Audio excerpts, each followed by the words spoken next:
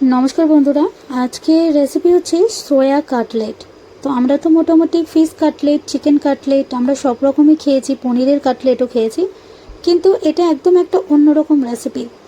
আর এই সপ্তাহ জুড়ে থাকছে কিন্তু সয়াবিনের সমস্ত পদ।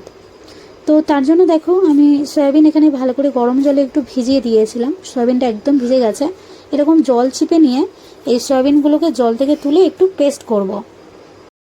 তো এখানে একটা আমি মিক্সিং জার নিয়েছি, আর এই মিক্সিং জারের মধ্যে এবার আমি সয়াবিনগুলোকে পেস্ট করব। তো মোটামুটি জলটা ভালো করে হাত দিয়ে নিংড়ে চেপে বের করে দিয়ে সয়াবিনগুলো পেস্ট করতে হবে। আর এর মধ্যে কিন্তু কোনো রকমভাবে জল কিন্তু ব্যবহার করা যাবে না, একটু ড্রাই টাইপের হবে কিন্তু এই সয়াবিনের মিশ্রণটা। তো আমি কিন্তু প্রথমে এক বোল মতো এখানে আমি পেস্ট করে নেব, আর তারপরে আরও একবার এই সেমভাবে পেস্ট করে নেব। মানে মোট আমি দুবার কিন্তু এটা করব। আর এখানে প্রায় 100 গ্রামের মতো সয়াবিন কিন্তু রয়েছে। তো চলো এক এক করে এগুলোকে আমি পেস্ট করে নিচ্ছি। আর আমি ঠিক দেখিয়ে দিচ্ছি যে সয়াবিনটা পেস্ট করার পর ঠিক কীরকম টেক্সচার আসবে। তো দেখো একদম মিহি হয়ে গিয়েছে, এরকমভাবেই কিন্তু করে নিতে হবে।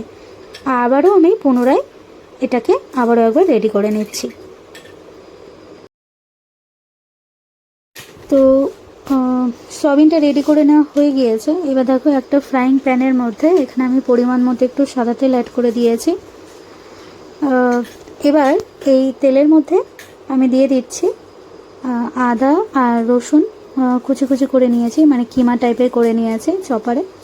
তো সেই আদা রসুন কুচি আমি এখানে 2 টেবিল চামচ মতো দিয়ে দিলাম। বাড়িতে যে নর্মাল যে টেবিল চামচগুলো হয় সেই চামচ। আর আদা রসুনের পরিমাণটা এখানে কিন্তু সম পরিমাণ রয়েছে, মানে যতটা আদা ততটা রসুন। এবার এর মধ্যে দিয়ে দিচ্ছি ওই চামচেরই 3 চামচ মতো এখানে পেঁয়াজ কুচি। পেঁয়াজটাও কিন্তু আমি এখানে চপড করে নিয়েছি ভেজিটেবল চপারে। একটু কুচি কুচি করে নিলে কিন্তু সুবিধা হবে কিন্তু কাটলেটগুলো গড়তে। পেঁয়াজের কালারটা দেখো সুন্দরভাবে এরকম চেঞ্জ হয়ে যাবে, লালচে মতো হয়ে যাবে, তখন এর মধ্যে দিয়ে দেবো কাঁচা লঙ্কা কুচি। তো আমি ওই চামচে 1.5 চামচ মতো কাঁচা লঙ্কা কুচিও দিয়ে দিলাম। সব কিছু মোটামুটি একটু ভালোভাবে নাড়াচাড়া করে নেব কিছুক্ষণ। এইবার আমি এখানে দিয়ে দিচ্ছি গাজর কুচি করে নিয়েছি, এটাও একইভাবে তৈরি করে নিয়েছি। তো গাজরটা আমি এখানে ওই চামচেরই 4 চামচ মতো রাখছি গাজরটা। এবার সব কিছুর সাথে গাজরটাকে বেশ কিছুক্ষণ ধরে ফ্রাই করব। প্রায় মিনিট 1.5 মতো কিন্তু একটু নাড়াচাড়া করে নিতে হবে, এতে কিন্তু গাজরটা একটু নরমও হয়ে যাবে। তো মিনিট 1.5 নাড়াচাড়া করে নেওয়ার পর এবার আমি এখানে দিয়ে দিচ্ছি যে সয়াবিনটা আমি পেস্ট করে নিয়েছিলাম, সেই সয়াবিনগুলো আমি এখানে এর মধ্যে দিয়ে দিচ্ছি। এইবার ভালোভাবে কিন্তু সয়াবিনটাকে ভাজবো।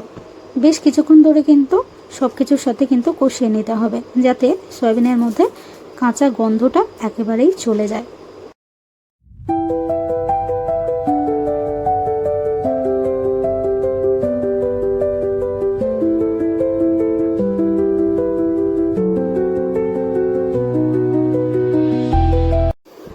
তো সয়াবিনটা মোটামুটি 2 থেকে 2.5 মিনিট ভালোভাবে একটু সব কিছুর সাথে কষিয়ে নিয়েছি। এবার আমি এখানে 2টো মিডিয়াম সাইজের আলু আমি দিয়ে দিচ্ছি হাত দিয়ে ভেঙে। আলু দুটো আমি আগে থেকে খোসা ছাড়িয়ে সেদ্ধ করে রেখেছিলাম। তো সেই আলু দুটো মিশিয়ে দিলাম। চাইলে এটা কিন্তু তোমরা গ্রেট করেও দিতে পারো, কিন্তু আমি হাত দিয়ে ভেঙে দিয়ে দিলাম। এবার আলুর সাথে ভালোভাবে সব কিছু মিশিয়ে নিয়েছি। তো আলুটা দেখো মোটামুটি সয়াবিনের সাথে সুন্দরভাবে মেশানো হয়ে গিয়েছে। এবার আমি এর মধ্যে কিছু মশলা অ্যাড করব। তো আমি দিয়ে দিচ্ছি 1 টিস্পুন মতো এখানে লঙ্কার গুঁড়ো। আমি সব কিছু কিন্তু এখানে 1 টিস্পুন মেজারমেন্ট করেই দিচ্ছি। দিয়ে দিচ্ছি 1 টিস্পুন মতো হলুদ গুঁড়ো। আচ্ছা, এবার দিয়ে দিচ্ছি 1 টিস্পুন মতো কাশ্মীরি লাল লঙ্কার গুঁড়ো। 1 টিস্পুন মতো দিয়ে দিয়েছি ধনিয়া গুঁড়ো। আচ্ছা, এখানে আমি 1 টিস্পুন মতো এখানে আমি চিকেন কারি মশলা যেটা সেটা দিয়েছি। আর দিয়ে দিলাম 1 টিস্পুন মতো জিরার গুঁড়ো। 1 টেবিল চামচের মতো চিনি দিয়ে দিলাম। আর এবার দিয়ে দেব পরিমাণ মতো এখানে লবণ। তো আমি কিন্তু লবণটা অ্যাড করিনি, এখন দিয়ে দিলাম লবণটা। এবার এই সমস্ত উপকরণ যা যা আমি অ্যাড করলাম সব কিছুর সাথে এই পুরটা খুব ভালোভাবে মিশিয়ে কিন্তু তৈরি করে নেব। আর এই সময় কিন্তু অবশ্যই করে কিন্তু আঁচটাকে কিন্তু একটু লোতে দিয়ে রাখতে হবে, নাহলে কিন্তু তলা লেগে যেতে পারে। তো সেক্ষেত্রে অবশ্যই করে আঁচটা কিন্তু একদম লোতে করে দেবে। এবার চলো ভালোভাবে এই পুরটাকে আমি মিশিয়ে তৈরি করে নিচ্ছি।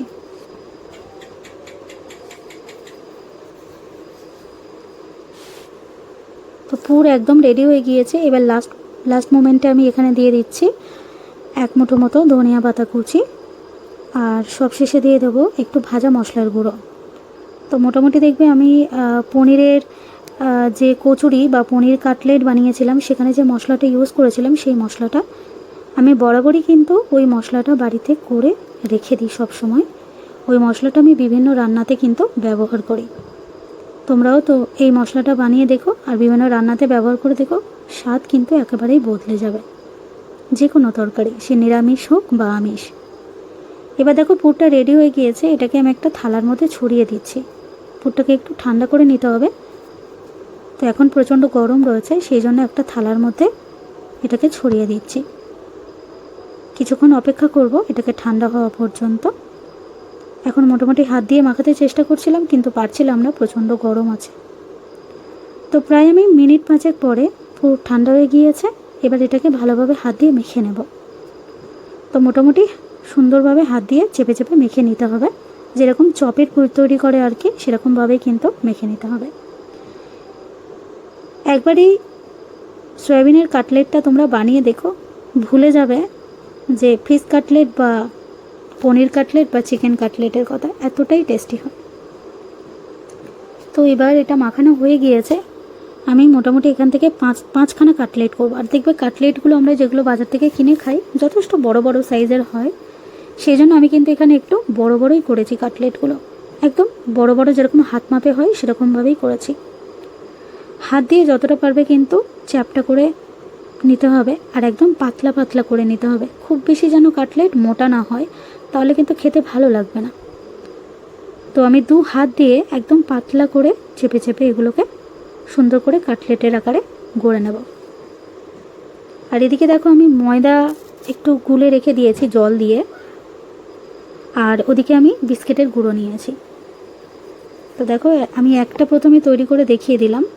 তো এইভাবে চলো বাদবাকি কাটলেটগুলো কিন্তু আমি তৈরি করে নেব।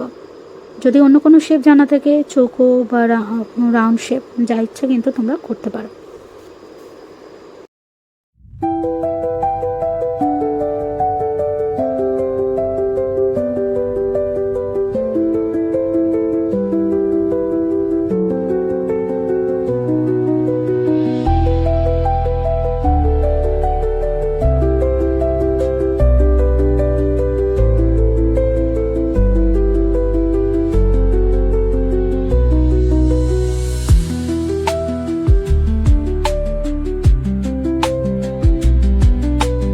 তো কাটলেটগুলো গড়ে নেওয়া হয়ে গিয়েছে। এখানে দেখো কীরকম পাতলা ব্যাটারটা আমি করে রেখেছি, ময়দার আর জলের ব্যাটারটা এরকম পাতলা টাইপের করেছি। আর এদিকে আমি বিস্কিটের গুঁড়ো নিয়েছি, মানে বাজারে যে কেনা বিস্কিটের গুঁড়ো, সেই বিস্কিটের গুঁড়োই এখানে আমি ব্যবহার করছি। এবার আমি কাটলেটগুলোকে কোটিং করব। অবশ্যই করে কিন্তু এখানে ডাবল কোটিং করতে হবে, তবে কিন্তু অনেক বেশি খাস্তা মচমচে হবে। তো একবার কোটিং করে নেওয়ার পর আবারও সেমভাবে কিন্তু কোটিং করব, আর এই একইভাবে কিন্তু সবগুলোকে রেডি করে নেব।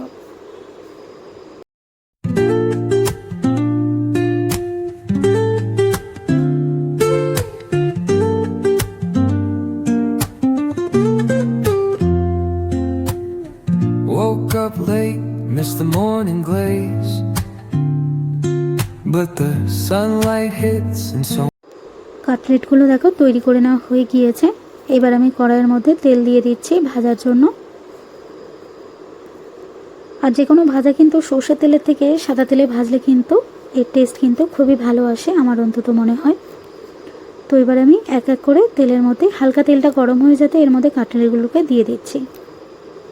আর আঁচটাকে এবার মিডিয়ামে রেখে দিয়ে সুন্দর করে এগুলোকে ভাজবো। তো আমি ভিডিও স্পিডটা একটু বাড়িয়ে দিলাম, এমনিতেই ভিডিওটা একটু লং হয়ে গিয়েছে।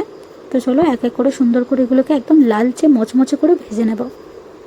আশা করছি আমার এই আজকের রেসিপি তোমাদের সবার খুব ভালো লাগবে। রেসিপিটা যারা যারা দেখলে অবশ্যই একবার বাড়িতে ট্রাই করো। আর ইচ্ছে হলে একটা কমেন্ট করে আমাকে জানিও যে দিদিভাই আজকের রেসিপিটা খুবই ভালো ছিল। এতে কিন্তু আমার একটু ভালো লাগে আর কি। তো চলো নেক্সট টাইম আসবো আবার একটা নতুন রেসিপি নিয়ে।